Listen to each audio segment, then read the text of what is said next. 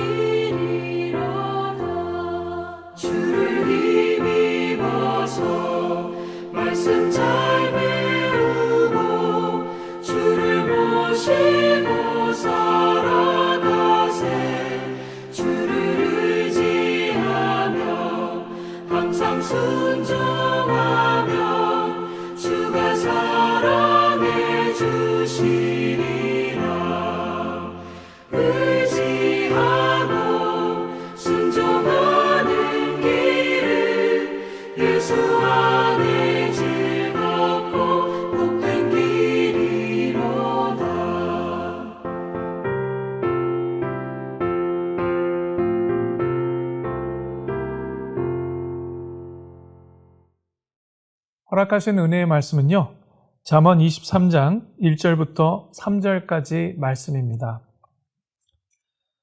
내가 관원과 함께 앉아 음식을 먹게 되거든 삼가 내 앞에 있는 자가 누구인지를 생각하며 내가 만일 음식을 탐하는 자이거든 내 목에 칼을 둘 것이니라. 그의 마시는 음식을 탐하지 말라. 그것은 속이는 음식이니라. 아멘. 오늘 본문 말씀은 대인관계에서 신중하고 절제 있는 행동을 할 것을 권면하고 있습니다. 쉽게 말해 윗사람 앞에서 신중하고 조심하라는 말씀입니다. 특히 윗사람과 식탁에 같이 앉았을 때에는요, 어른에 대한 예의를 지켜야 한다는 뜻이기도 합니다. 모든 문화의 시작은 여러분 식사하는 일에서 비롯됩니다. 그래서 원시인과 문명인의 차이도 그들의 식사법에서도 잘 나타나죠. 한 사람의 교양도 그의 식사법으로 가늠할 수가 있습니다.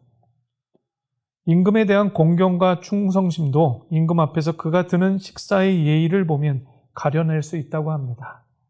임금뿐만 아니라 상대에 대한 예절을 볼 수 있는 길은 그의 식사법으로 어느 정도 헤아릴 수가 있다는 말입니다. 오늘 본문에서 기록된 관원이라는 그 단어는요, 여러분 다스리다, 지배하다라는 뜻에서 유래하여서 단순히 평민이나 하급관리 정도가 아니라 통치자 또는 그에 버금가는 위치의 사람을 통칭합니다. 당시 이들은 한 나라와 개인의 생사 여탈권을 가지고 있는 권세와 힘을 가진 사람들이었습니다. 이들을 대면함에 있어서 지극히 신중하여야 하며 사력 있게 행동해야 함을 본문에서는 분명히 말씀하고 있는데요. 이 말씀은 또한 이 세상을 살아가야 하는 그리스도인들에게도 경종의 말씀이기도 합니다. 세상은 여전히 하나님의 나라와는 거리가 멉니다. 나라와 사회와 심지어 가정들을 유지시키고 있는 가치관, 즉 문화와 사고가요, 하나님이 원하시는 뜻에 멀어져 있을 뿐만 아니라 오히려 죄와 더욱 가까워지고 있습니다. 그래서 순수한 동기와 깨끗한 양심에서 나오는 관계와 사귐이 쉽지 않을 뿐 아니라 그 동기조차도 분별해야만 하는 시대를 우리는 살고 있습니다. 어디 이뿐이겠습니까? 개인주의, 이기주의가 더욱 깊어져서요, 상대방에 대한 배려와 사랑은 때로 서로를 불편하게 만들기도 하고요, 지나친 관심이라고 하여 좋은 말을 듣지 못하는 일들도 부지기수로 일어납니다. 세상을 읽고 상황과 형편을 잘 판단하고 편성하지 못하면 외면당하고 무시당하는 일들이 또한 많이 일어나죠. 그나마 이민사회에서는 한국 사회보다는 그 심각성이 조금은 덜한 편입니다. 여러분, 사단은요, 하나님의 나라의 속성을 세상에서는 어리석고 바보 같은 것으로 치부하도록 그렇게 사념해가고 만들어가고 있습니다.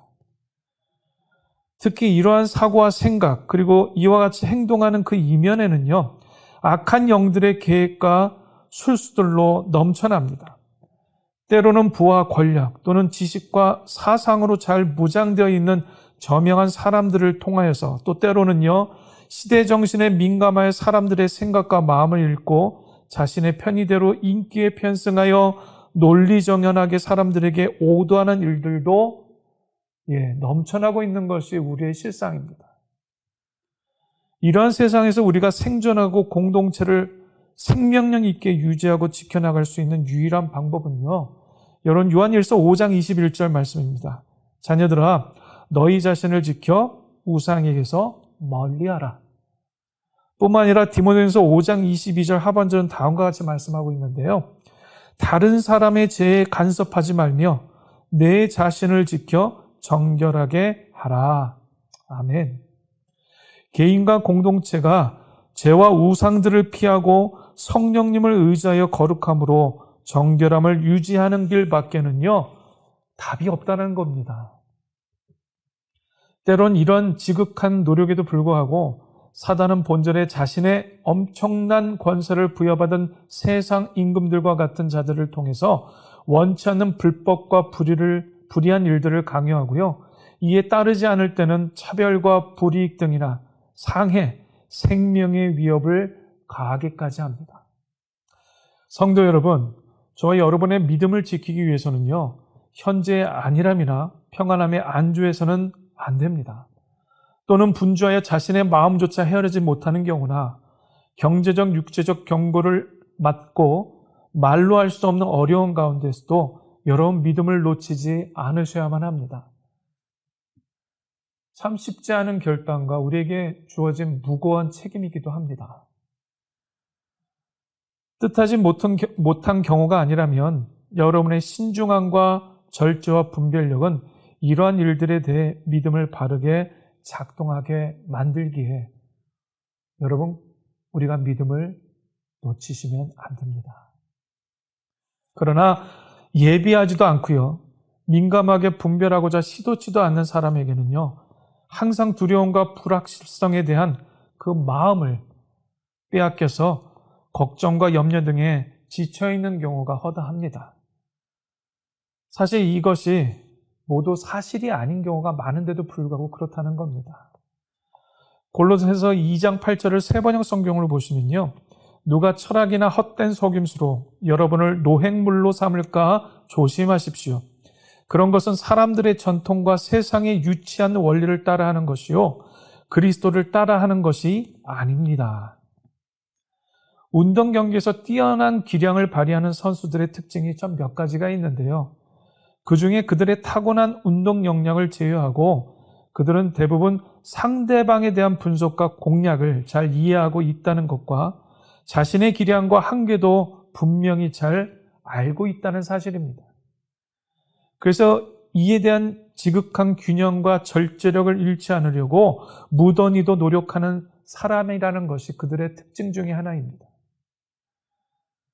이와 같이 우리 인생에도요, 사단은 우리의 가장 취약한 약점을 공략하여 넘어뜨리려 하고요, 우리는 넘어지지 않으려는 싸움과 갈등이 내외적으로 셀 수 없이 일어나는 것이 우리의 모습입니다.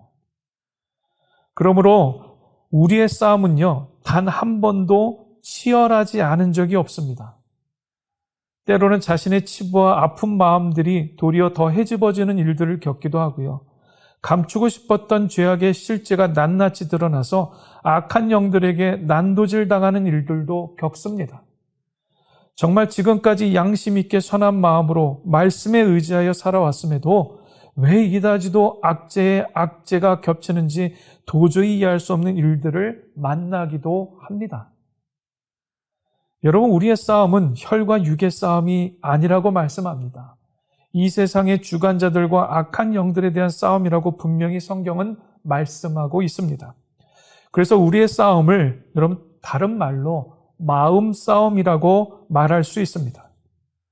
여기서 지면 우리가 세상에 딛고 있는 싸움에서 반드시 질 수밖에 없다는 겁니다. 마태복음 7장 13절부터 14절 말씀을 새번역 성경으로 읽겠는데요. 좁은 문으로 들어가라. 멸망으로 이끄는 문은 넓고 그 길이 널찍하여서 그리로 들어가는 사람이 많다. 생명으로 이끄는 문은 너무나도 좁고 그 길이 비좁아서 그것을 찾는 사람이 적다. 아멘. 멸망으로 이끄는 자의 말과 보여지는 길에 여러분의 마음을 빼앗기지 않으시기를 축복합니다. 내 눈으로 보기에는 성공할 길이고 이길 길이고 내 인생에 평안할 줄 것 같은 넓게 보이고 보여지는 길이 실상 우리에게는요, 필히 사망의 길임을 잊지 않으시기를 바랍니다.